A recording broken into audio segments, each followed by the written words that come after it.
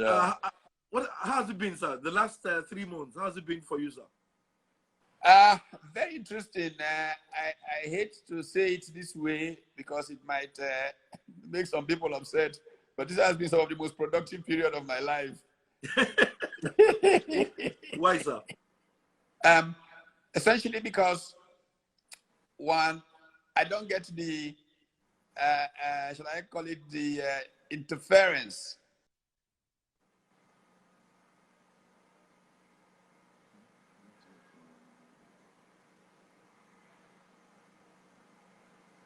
been working very hard on a book.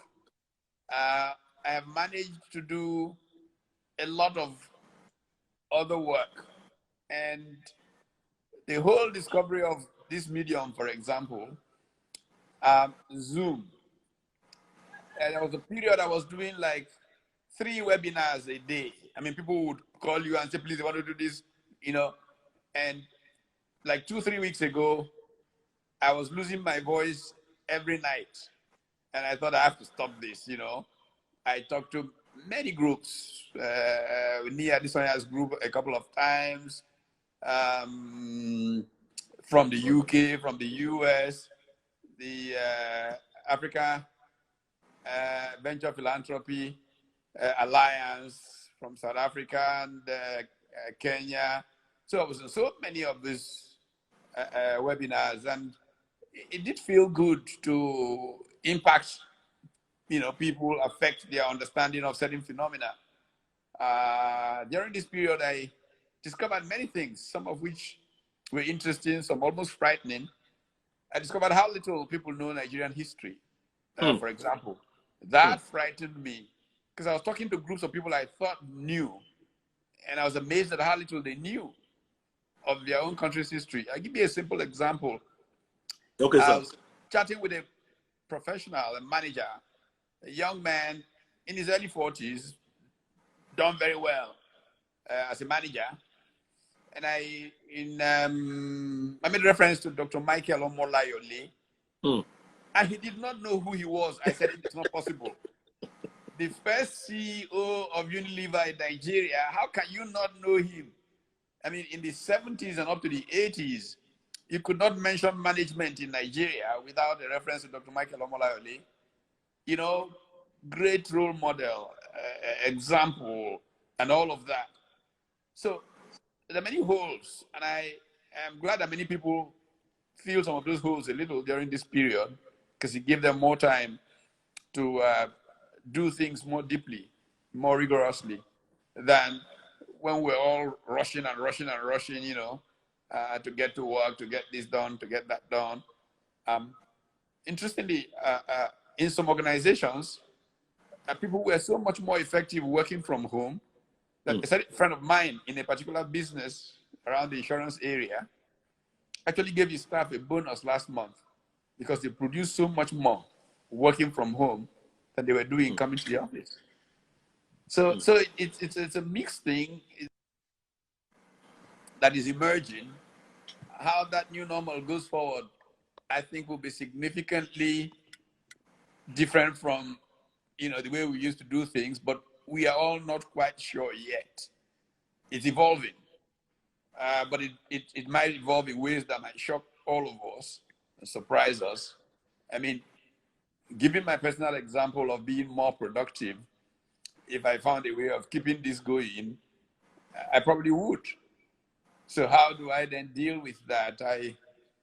I've said, for example, that my own personal lockdown will be till the end of July, with the possibility of extension. Possibility of extension.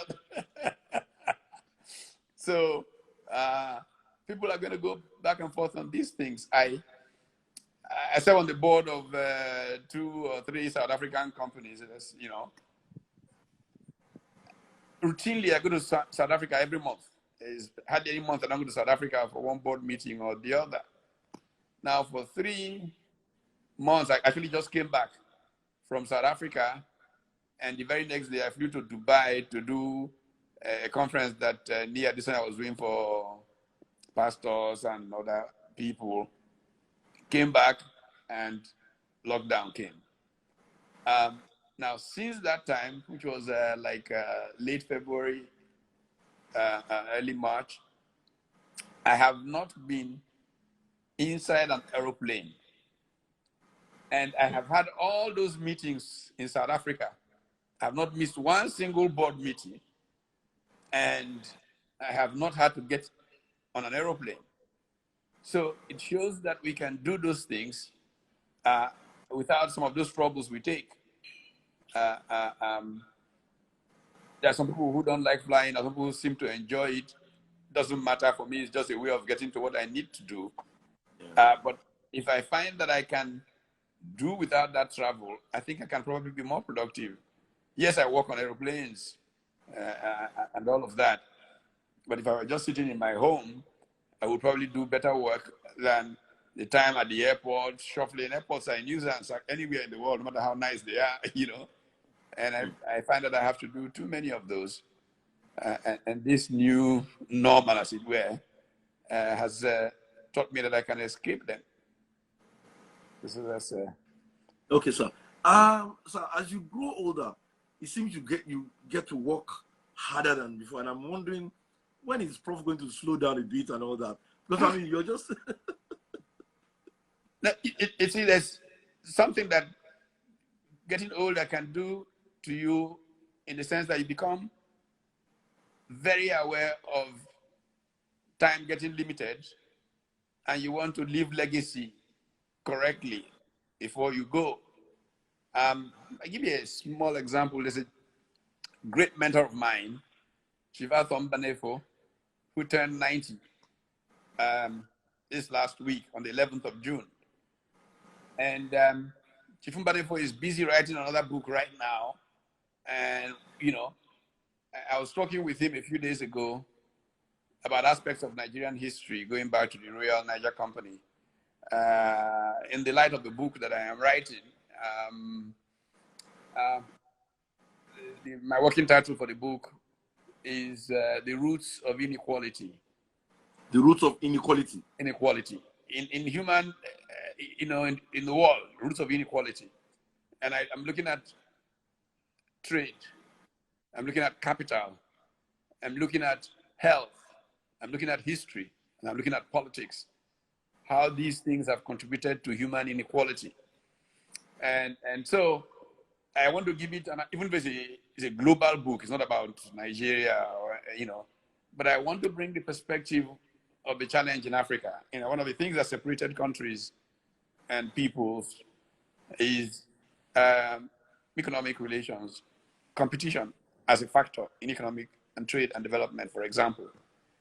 So I try to go back to the colonization of Nigeria, the role of the Royal Niger Company. And one of my favorite little stories about all of this is, of course, the famous race to Nikki. Nikki is a town, a trading post in the old Bogu province. And Sir George Goldie, who essentially was putting together these trading companies on the Niger, had gone to recruit Lord Lugard, Frederick Lugard, who amalgamated Nigeria. And the French, head of this trading post called Nikki, the British, of course, were racing to be the first to get to Nikki, to therefore, as it were, adopt Nikki.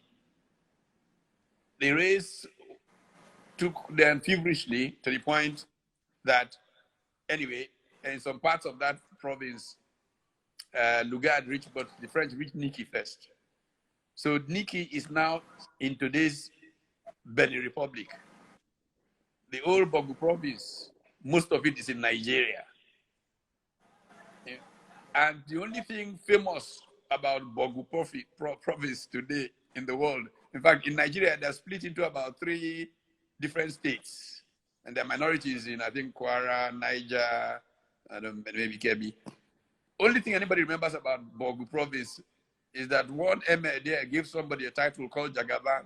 That's the only thing anybody remembers about.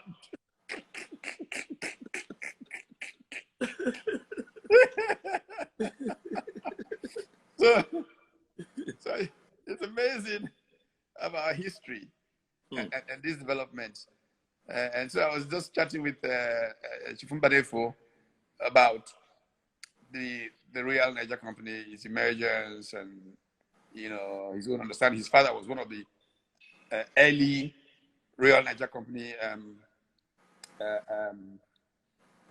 agents, managers, staff. So somebody like Mbanefo, you don't talk to him now. He's 90. We don't know how long he will be around for. Yeah. And most of the knowledge he has may be lost to history. So when you get to be getting to where I'm getting to, you want to do all of these things that are important, so that when you go, history will have enough documentation to deal with the future.